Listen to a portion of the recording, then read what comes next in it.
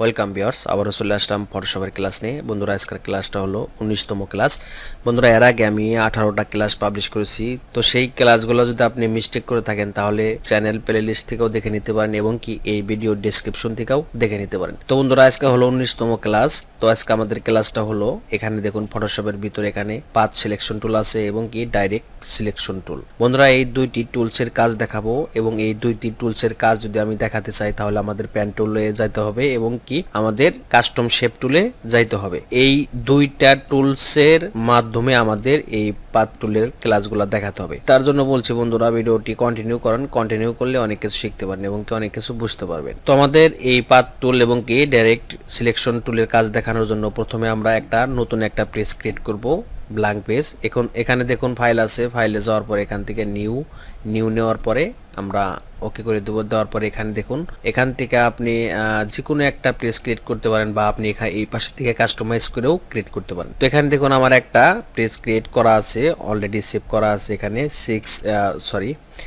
4x6 ইঞ্চি একটা page দেওয়া আছে, এখান থেকে আমরা ক্রিয়েট করে নিলাম। আমরা যদি পেন টুল দিয়ে কোনো কিছু আঁকাই বা কোনো কিছু সিলেকশন করি বা ডিজাইন করতে চাই তাহলে আমরা এই পাথ টুল দিয়ে সেটা সম্পূর্ণ করতে পারবো। যেমন দেখেন, আমি এখান থেকে পেন টুলটা সিলেকশন করে নিলাম। নেওয়ার পরে দেখানোর ক্ষেত্রে এখান থেকে আমি একটা কিছু সিলেকশন করি বা এমনি একটা আর্টিস্টের মতো বা ডিজাইনের মতো একটা ঘর তৈরি করি বা শেপ তৈরি করি। এখানে আমরা এখন ক্লিক করে দিলাম। ক্লিক করে দেওয়ার পরে এখন আমরা যদি চাই এখান থেকে রাইট বাটন ক্লিক করে মেক সিলেকশন করে এটা আর্টিস্ট করতে পারবো বা ডিজাইনটা করতে পারবো, এটা বানাতে পারবো। তো এখন যেহেতু আমাদের পাথ টুলের ক্লাস, এখানে আমাদের পাথ টুল আছে, পাথ সিলেকশন টুল এবং কি ডাইরেক্ট সিলেকশন টুল। তো প্রথমটা আমরা সিলেকশন করে নিলাম। নেওয়ার পরে এখান থেকে দেখুন, আমি যে শকটা আমি তৈরি করছি বা যে শেপটা আমি তৈরি করছি পেন টুল দিয়ে, সেটা যদি আমি নাড়াচাড়া করতে চাই সেটা করতে পারবো। তো সেই নাড়াচাড়াটা করতে পারবো শুধুমাত্র এই পাথ সিলেকশন টুল দিয়ে করতে পারবো। দেখুন, এখন যদি আমরা পেন টুল দিয়ে আরেকটা নিচে যদি এভাবে যদি একটা শক তৈরি করি বা শেপ তৈরি করি তাহলে এটাও আমরা এদিক সেদিক নাড়াচাড়া করতে পারবো। এখান থেকে পাথ সিলেকশন টুলটা নিলাম, নেওয়ার পরে দেখুন এটাও আমরা এদিক সেদিক সরাইতে পারবো। তো বন্ধুরা, বুঝলাম আমরা পেন টুলের ভিতরে বা পেন টুলটা যদি আমরা কোনো কিছু আর্টিস্ট করতে চাই বা ডিজাইন করতে চাই বা কোনো কিছু যদি সিলেকশন করতে চাই তাহলে সেটা আমরা নাড়াচাড়া বা মুভ করব আমাদের পাথ টুল দিয়ে। বন্ধুরা, একটি টুল দিয়ে কিন্তু অনেক রকমের কাজ করা যায়, এটা কিন্তু বেসিক ধারণা, বেসিক ক্লাস, ঠিক আছে। তো এখন আমাদের ডাইরেক্ট সিলেকশন টুল এটা নিলাম। নেওয়ার পরে তো দেখুন, আমরা যে পেন টুলটা যে শকটা বা শেপটা তৈরি করছি সেটার এখানে এসে ক্লিক করলাম। ক্লিক করে দেওয়ার পরে কিন্তু আপনার এই পেন টুলের পাথগুলা কিন্তু হাইট ছিল এবং কি এখন জাগ্রত হয়েছে। তো এখন যদি আমরা চাই এই ডাইরেক্ট সিলেকশন টুল দিয়ে এটা আমরা কাস্টমাইজ করতে পারবো। দেখেন, এভাবে কাস্টমাইজ করতে পারবো। ধরেন যে কোনো একটা ডিজাইনের কাজ আপনি করতে গেলেন, একটু কম বেশি হলো, সেটা আমরা এই পাথ টুল বা এবং কি ডাইরেক্ট সিলেকশন টুল দিয়ে কম বেশি করে নিতে পারবো বা আমাদের নিজের মতো কাস্টমাইজ করে নিতে পারবো। তো দেখুন, আমি এটা এদিকে নিয়ে আসলাম, এটা এদিকে নিয়ে আসলাম।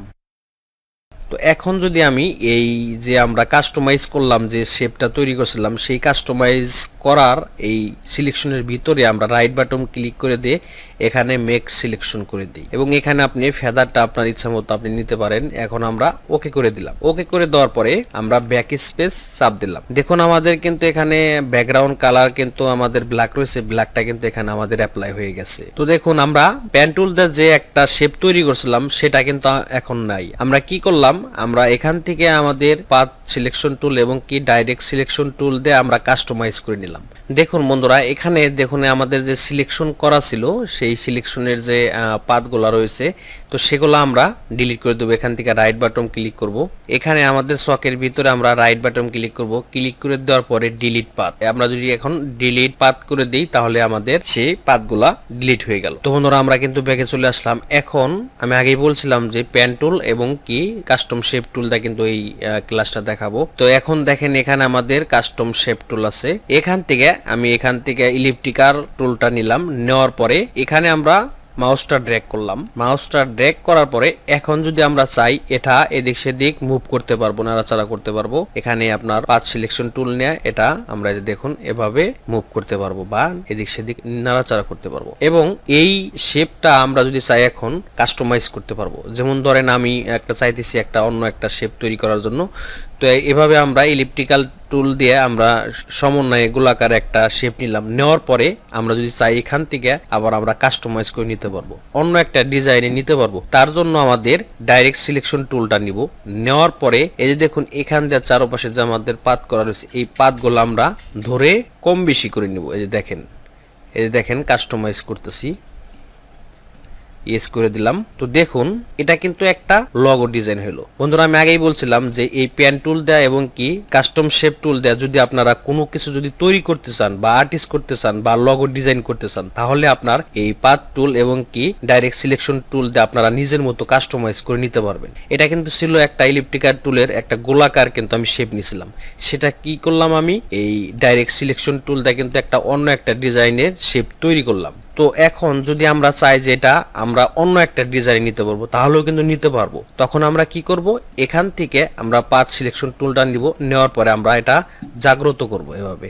তারপরে আমরা আবার ডাইরেক্ট সিলেকশন টুল নেব। নেওয়ার পরে এখান থেকে যদি আমরা চাই আমাদের এই যে পাথ যে আছে এই পাথগুলা ধরে এই যে দেখুন আমি কিন্তু আরো কাস্টমাইজ করে নিতে পারবো। মূল কথা হলো বন্ধুরা, এই পেন টুল দেয় এবং কি কাস্টম শেপ টুল দেয় আপনারা যখন কোনো কিছু আর্টিস্ট করতে চান বা ডিজাইন করতে চান বা লগো ডিজাইন করতে চান এবং কি আপনি কোনো কিছু সিলেকশন করতে চান, তাহলে সেটা আবার পুনরায় আপনি নিজের মতো করে কাস্টমাইজ করে নিতে পারবেন এই পাথ টুল দেয় এবং কি ডাইরেক্ট টুল দেয়। তো বন্ধুরা এই ছিল আজকের ভিডিওটা যদি ভালো লাগে তাহলে অবশ্যই লাইক করবেন এবং আমাদের চ্যানেলটি সাবস্ক্রাইব করবেন। সকলকে ধন্যবাদ, সুস্থ থাকবেন, ভালো থাকবেন।